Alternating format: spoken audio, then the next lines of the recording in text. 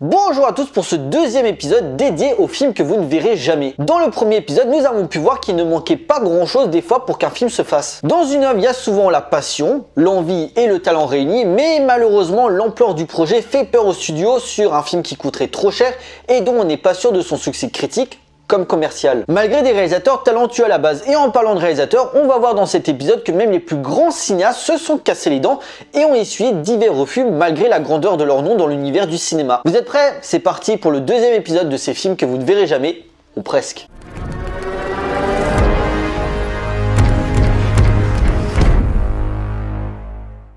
Numéro 1, Napoléon, réalisé par Stanley Kubrick. Napoléon, c'est THE projet avorté de Stanley Kubrick, celui qui lui tenait le plus à cœur. Biopic révolutionnaire et pharaonique dans ses ambitions, cette œuvre inachevée du maître nourrit encore aujourd'hui les fantasmes les plus absolus des fans du cinéaste. En 1969, Stanley Kubrick est au sommet du monde. Les Sentiers de la Gloire, Spartacus, Lolita et Docteur Folamour accroît la réputation du réalisateur dans le monde du cinéma. Sans oublier que vient à peine de sortir 2001, qui résonne comme son chef-d'œuvre absolu, prouvant que la science-fiction peut être un genre qui compte dans le 7e art. Il décide pour son film suivant de s'atteler à un biopic sur une grande figure historique, Napoléon. Commençant à entrer dans la production de Napoléon juste après 2001, Stanley Kubrick effectue un gros travail de recherche sur le personnage, sur ses habitudes, sa gestuelle, ainsi que les personnages qu'il avait fréquentés. Une vraie mégalomanie auquel chaque détail avait une grosse importance dans la reconstitution historique. Produit par la MGM, le film aurait dû durer plus de 3 heures, tourné dans plusieurs pays, notamment en France, en Italie et en Roumanie, et disposant également de milliers de figurants pour le grandiose des batailles. Pour le rôle titre, plusieurs noms circulaient, entre autres Jack Nicholson, Ian Holm et Oscar Werner. Finalement, le choix se serait porté sur David Hemmings, vu à l'époque dans Blow Up de Michelangelo Antonioni. Stanley Kubrick avait préparé un dossier en béton avec des milliers d'images d'archives pour un tournage d'une durée de 150 jours et un budget avoisinant les 60 millions de dollars, ce qui pour l'époque aurait été le film le plus cher. Mais vu le génie et le perfectionnisme du mec, c'est un budget à la hauteur de ses ambitions. Couvrant la période de l'empereur s'étalant de 1769 à 1830, une épopée auquel des historiens spécialisés auraient été là pour conseiller Stanley Kubrick sur la fidélité du personnage pour en résulter du plus grand film jamais réalisé, comme on aimait bien le dire à l'époque. Hélas, en 1971, tout s'écroule. Waterloo, film sur la fameuse bataille réalisée par Sergei Bondarchuk, se plante méchamment au box-office, sachant que 10 ans plus tôt, Austerlitz, mise en scène par Abel Gance, qui, coïncidence, est le réalisateur du chef-d'œuvre Napoléon sorti en 1927, a également été un échec. Les studios se disent que pour cette décennie, les films historiques ne font plus recette car le public ne s'y intéresse plus, il attend autre chose. Ils décident donc de laisser ce genre dans les tiroirs pendant quelques temps. Jugé trop risqué, la MGM renonce au projet ainsi que United Artists qui avait également été contacté, et Stanley Kubrick lâche l'affaire pour réaliser Orange Mécanique. Après le tournage de cet autre chef-d'œuvre, Kubrick essaiera de relancer la machine, mais en vain. Reste une œuvre inachevée à travers des années de recherche et de préparation qui auraient pu découler sur l'un des biopics les plus fascinants à voir sur grand écran. Alors certes, traîne l'idée que son pote Steven Spielberg reprenne ses travaux pour en faire une série, mais personnellement ça m'intéresse pas plus que ça. Comme quoi on a beau s'appeler Stanley Kubrick et vendre un film juste avec son nom, si on te dit non, c'est moche, c'est triste pour nous fans de cinéma, mais c'est comme ça. Numéro 2, Kaléidoscope, réalisé par Alfred Hitchcock. Alfred Hitchcock fait partie de ces grands cinéastes dont le nom sonne encore plus cinéma que le mot cinéma. Considéré comme le maître du suspense par des œuvres comme Fenêtre sur cour, Vertigo, Psychose ou encore Les Oiseaux, il laisse derrière lui un héritage dont de nombreux réalisateurs se réclament de sa filiation comme Dario Argento, Brian De Palma ou encore John Carpenter. Cependant, à la fin des années 60, Papy Hitchcock n'est plus au top. En effet, ses dernières œuvres, Pas de printemps pour Marnie et Le rideau déchiré, se sont soldées par des échecs et il sent le vent tourner par l'arrivée d'une nouvelle génération de réalisateurs qui formeront ce qu'on appelle le nouvel Hollywood. Il est donc temps pour lui de se renouveler tout en revenant aux fondamentaux en traitant du genre qu'il maîtrise le mieux,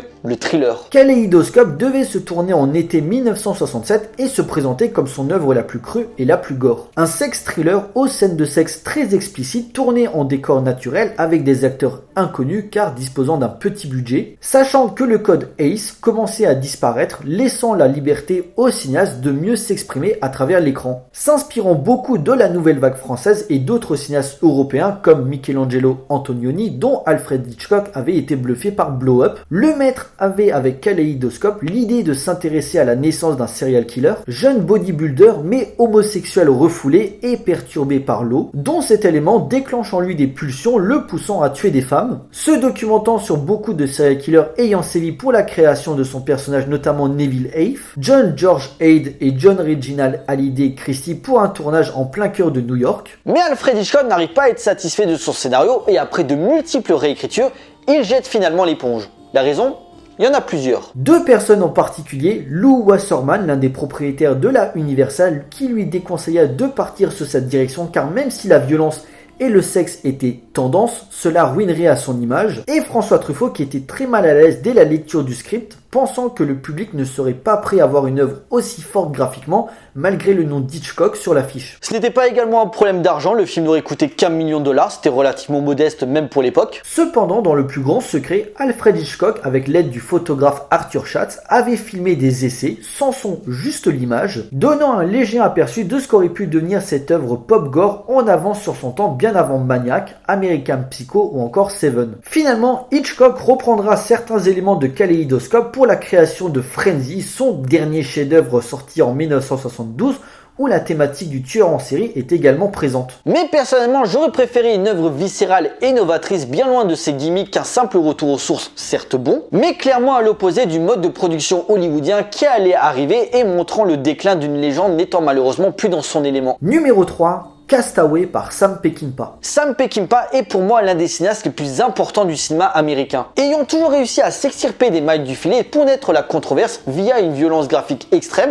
pour mieux questionner les mythes du pays de l'oncle Sam. De coups de feu dans la Sierra à la horde sauvage en passant par les chiens de paille, Sam Peckinpah s'est créé une filmographie solide à travers les westerns, le polar ou encore le road movie. Pourtant, sa carrière n'a pas tout le temps été rose. Ses multiples démêlés avec les studios, sa façon de travailler intransigeante et surtout son alcoolisme l'ont pendant un moment bloqué des plateaux. Cependant, pendant des années, Sam Peckinpah penchait sur un projet très important pour lui, sur un genre qu'il n'avait pas encore traité, le film catastrophe. Adapté du roman de James Gould Cousins, Castaway narrait l'histoire de Mr. Leakey qui, après une catastrophe non précisée en plein New York, se retrouve seul survivant et va se réfugier dans un grand magasin où il dispose de tout ce qu'il a besoin pour soutenir son existence, son luxe et son confort. Tel un Robinson Crusoe moderne, Castaway dépeint une parabole du mythe aux allures post-apo et aux applications philosophiques, psychologiques et mystiques hautement puissants qui auraient largement dépassé le cadre du genre qu'il investit. Un projet ambitieux dont les problèmes financiers et le caractère instable du cinéaste l'ont empêché de décoller. Cependant, au début des années 80, Milos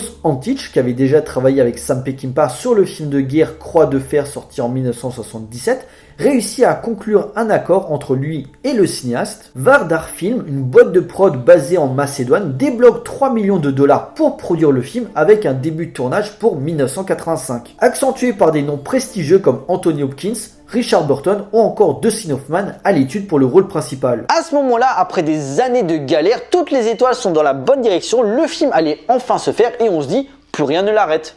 À une exception près. La santé déclinante de Sam Peckinpah. À peine 59 ans, Sam Peckinpah décède le 28 décembre 1984 d'une crise cardiaque, soit à peine quelques semaines avant le début du tournage. Sa consommation abusive de drogue et d'alcool auront eu raison de son corps et le projet Castaway se retrouve sur la touche pour ne plus réapparaître. Jusqu'en 2018, en effet, les producteurs Milos Antic et Bernie Cozen ont récupéré les droits de l'œuvre et souhaitent réunir une grosse équipe créative pour traduire à l'écran la vision que Sam Peckinpah avait prévue pour ainsi perpétrer son héritage. Le projet est donc relancé, mais suite à la pandémie, vous vous en doutez, ça a pris du retard. Maintenant, on attend des news sur l'avancée de ce Castaway qui aurait pu être l'œuvre ultime de ce cinéaste très souvent sous-estimé. Voilà, cette vidéo est à présent terminée. J'espère qu'elle vous a plu. N'hésitez pas à liker, à partager auprès de vos amis si vous en avez. N'hésitez pas à me laisser dans les commentaires ce que vous pensez de ces projets cinématographiques fantasmés mais avortés. Pour nous, on se retrouve bientôt pour une prochaine vidéo. D'ici là, portez-vous bien. Allez voir des films. Ciao.